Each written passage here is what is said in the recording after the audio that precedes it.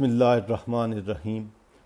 آج کی نشست میں ہم آپ کے سامنے سورہ بقرہ کی آیت نمبر 113 سے 121 تک کا ترجمہ پیش کریں گے۔ یہودی کہتے ہیں عیسائیوں کے پاس کچھ نہیں، عیسائی کہتے ہیں یہودیوں کے پاس کچھ نہیں، حالانکہ دونوں ہی کتاب پڑھتے ہیں، اور اسی قسم کے دعوے ان لوگوں کے بھی ہیں جن کے پاس کتاب کا علم نہیں ہے۔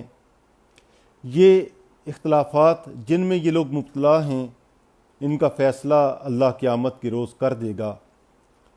اور اس شخص سے بڑھ کر ظالم کون ہوگا جو اللہ کے موبدو میں اس کے نام کی یاد سے روکے اور ان کی ویرانی کے درپے ہو۔ ایسے لوگ اس قابل ہیں کہ ان عبادت گاہوں میں قدم نہ رکھیں، اگر وہاں جائیں بھی تو ڈرتے ہوئے جائیں۔ ان کے لیے تو دنیا میں رسوائی ہے اور آخرت میں عذاب عظیم۔ مشرق اور مغرب سب اللہ کے ہیں، جس طرف بھی تم رخ کرو گے اسی طرف اللہ کا رخ ہے۔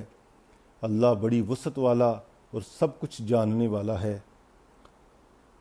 ان کا قول ہے کہ اللہ نے کسی کو بیٹا بنایا ہے، اللہ پاک ہے ان باتوں سے۔ اصل حقیقت یہ ہے کہ زمین اور آسمانوں کی تمام موجودات اس کی ملک ہیں، سب کے سب اس کے مطیع فرمان ہیں۔ وہ آسمانوں اور زمین کا موجد ہے، اور جس بات کا وہ فیصلہ کرتا ہے اس کے لیے بس یہ حکم دیتا ہے کہ ہو جا، اور وہ ہو جاتی ہے۔ نادان کہتے ہیں اللہ خود ہم سے بات کیوں نہیں کرتا، یا کوئی نشانی ہمارے پاس کیوں نہیں آتی۔ بس ایسی ہی باتیں ان سے پہلے لوگ بھی کیا کرتے تھے۔ یہ سب اگلے پچھلے گمراہوں کی ذہنیتیں ایک جیسی ہیں۔ یقین لانے والوں کے لیے تو ہم نشانیاں صاف صاف نمایاں کر چکے ہیں۔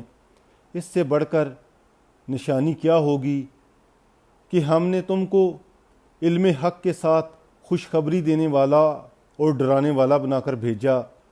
اب جو لوگ جہنم سے رشتہ جوڑ چکے ہیں ان کی طرف سے تم ذمہ دار اور جواب دہ نہیں ہو۔ یہودی اور عیسائی تم سے ہرگز راضی نہ ہوں گے جب تک تم ان کے طریقے پر نہ چلنے لگو۔ صاف کہہ دو کہ راستہ بس وہی ہے جو اللہ نے بتایا ہے، ورنہ اگر اس علم کے بعد جو تمہارے پاس آ چکا ہے تم نے اس کی خواہشات کی پیروی کی تو اللہ کی پکڑ سے بچانے والا کوئی دوست اور مددگار تمہارے لیے نہیں ہے۔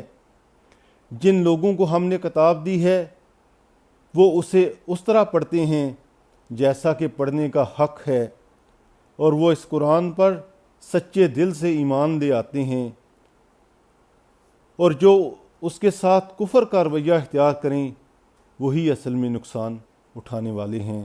صدق اللہ العظیم۔